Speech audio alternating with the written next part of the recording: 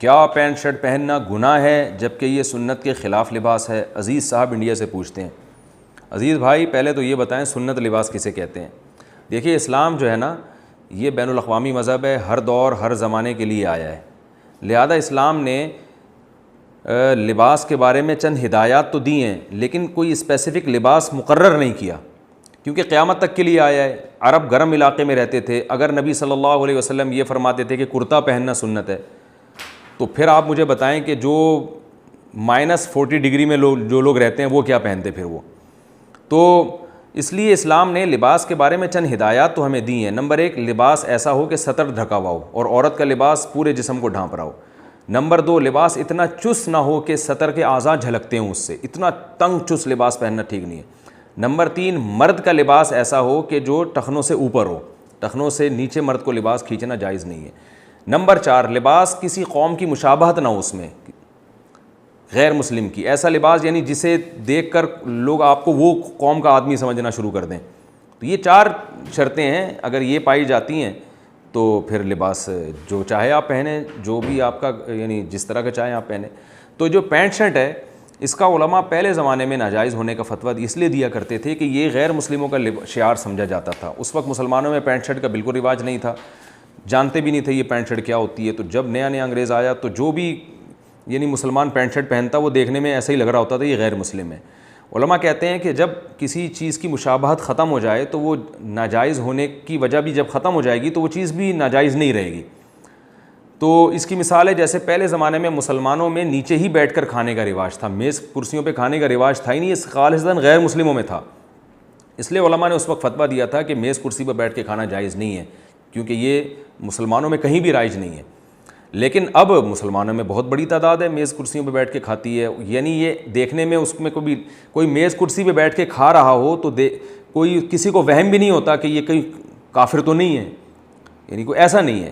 تو اسی طرح پینٹ شرٹ اب ایک ایسا لباس ہے جو مسلمان بھی بہت کثرت سے پہنتے ہیں۔ ایک چیز رائج ہو گئی ہے، بعض چیزیں رائج ہونے سے پہلے حکم کچھ اور ہوتا ہے، رائج ہونے کے بعد حکم اس کا کچھ اور ہوتا ہے۔ اس کی مثال ایسے ہے کہ جیسے انگلش جب دنیا میں رائج نہیں تھی تو بہت سے علماء منع کرتے تھے کہ آپ اپنی زبان کو ترجیح دیں اور غیروں کی زبان نہ سیکھیں، لیکن جب ایک چیز بین الاقوامی ضرورت بن گئی اور رائج ہو گئی تو اب علماء یہی کہتے ہیں کہ بھائی آپ کو بھی چاہیے انگلش سیکھیں، کہیں آپ کیونکہ آپ اگر نہیں سیکھیں گے آپ زمانے سے پیچھے رہ جائیں گے، کیونکہ بین الاقوامی زبان ہے، پوری دنیا میں ایک جوڑ کا کام کرتی ہے۔ یہ آپ دنیا میں کہیں بھی چلے جائیں، اگر آپ کو انگلش آتی ہوگی تو آپ کو بہت سارے کام آپ کے ہو سکتے ہیں۔ اور بہرحال اس زبان میں جو ٹیکنالوجی اور سائنس سے متعلق جتنا لٹریچر ہے وہ دنیا کی کسی زبان میں نہیں ہے۔ تو یہ جو ہے نا کچھ شریعت کے احکام ایسے ہیں جو زمانے کی تبدیلی سے چینج ہو جاتے ہیں، تو اس میں پینٹ شرٹ بھی ہے، پوری دنیا میں پہنا جا رہا ہے۔ میں نے بڑے بڑے علماء شام کے علماء جو ترکی میں نے دیکھا ہے ان کو، وہ پینٹ شرٹ پہنتے ہیں، وہاں کا لباس ہی ہے، وہ حالانکہ بڑے پرہیزگار علماء ہیں۔ تو اس لیے اس کو اب ناجائز نہیں کہا جا سکتا۔ البتہ یہ ضرور ہے کہ مسلمانوں کا ہمیشہ سے لباس ڈھیلا ڈھالا رہا ہے، ایک مخصوص جیسے جبہ ہے یا شلوار قمیض ہے یا اس طرح کا جو لباس ہے وہ رہا ہے، اور علماء صلحاء میں بھی اکثریت کا لباس وہ جبہ یا شلوار قمیض یا شیروانی یہ لباس رہا ہے۔ تو علماء کہتے ہیں کہ افضل یہی ہے کہ وہ لباس اختیار کیا جائے جو کسی قوم میں، اس قوم میں علماء میں جو رائج ہو، یعنی صلحاء میں نیک لوگوں میں جو لباس رائج ہو اس کو بہرحال ترجیح دینی چاہیے، کیونکہ وہ نیک لوگوں کا بہرحال شعار ہے۔ تو ٹھیک ہے پینٹ شرٹ اب کافروں کا شعار نہیں رہا، لیکن شلوار قمیض بر صغیر میں یا جبہ وغیرہ بر صغیر میں نیک لوگوں کا بہرحال ایک شعار بہرحال ہے۔ تو افضل بہرحال یہی ہے، بہتر یہی ہے کہ آپ اپنے قومی لباس کو آپ ترجیح دیں، اپنے قومی تشخص کو برقرار رکھیں۔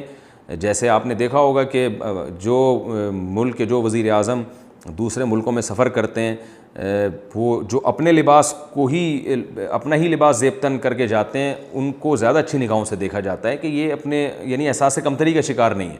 ہمارے ایک دوست ہے جاپان میں، وہ مجھے انہوں نے واقعہ سنایا کہ میں شلوار قمیض میں، شیروانی میں اور جو ایک پراپر ڈریس پاکستانیوں کا ہوتا ہے اس میں تھا، تو ایک جیپنی لڑکی آئی، اس نے مجھے کہا کہ تم اس لباس کو چھوڑنا نہیں۔ تو میں نے کہا کیوں؟ کہہ رہی اس نے کہا کہ دیکھو ہمارا بھی پہلے ڈریس بہت اچھا تھا، لیکن ہم لوگ گوروں سے مروب ہو کے ہمارا وہ ڈریس ہی چینج ہو گیا، اس لیے ہمارا کلچر ہی تباہ ہو گیا، اب ہمارا اصل کلچر کیا ہے یہ ختم ہو گیا ہے، تو تم پر یہ ڈریس بہت اچھا لگ رہا ہے۔ تو لہٰذا تم اس کلچر کو چھوڑنا نہیں. تو ٹھیک ہے وہ جائز ناجائز کی بات نہیں ہے, لیکن بہرحال ہمارا ایک کلچر ہے اور وہ سنت کے قریب بہرحال زیادہ ہے. سنت تو نہیں کہہ سکتے لیکن اقرب الی السنہ, جیسا نبی صلی اللہ علیہ وسلم لباس پہنا کرتے تھے اس کے بہرحال قریب ترین لباس یہی ہے کہ جبہ پہنا جائے جیسے عرب پہنتے ہیں, یا یہ کہ شلوار قمیص پہنی جائے. لیکن عرب جو جبہ پہنتے ہیں اس میں میرا ایک ذاتی مشورہ ہے, اس میں چاک نہیں ہوتا, یعنی وہ تنگ ہوتا ہے, اس میں بھاگ نہیں سکتے. تو میرا خیال ہے کہ اسلام ایسے لباس کو زیادہ ترجیح دے گا جسے پہن کے آپ بھاگ دوڑ سکیں, چل پھر سکیں. جبے میں دیکھا ہے یہ ہے کہ لوگ بھاگ نہیں سکتے اس میں, اور بیٹھنا اس میں مشکل ہوتا ہے. جائز وہ بھی ہے اور نبی صلی اللہ علیہ وسلم سے پہننا بھی ثابت ہے, لیکن ایک اب بہتر اور استحباب کی بات کر رہا ہوں میں. تو آپ جیسا چاہیں لباس پہنیں, بہتر یہ کہ جو آپ کا قومی لباس ہے اس کو آپ زیبتاً کریں, اس میں روحانیت زیادہ ہے, وہ علماء صلحاء اور سنت کے لباس سے بہرحال زیادہ قریب تر ہے.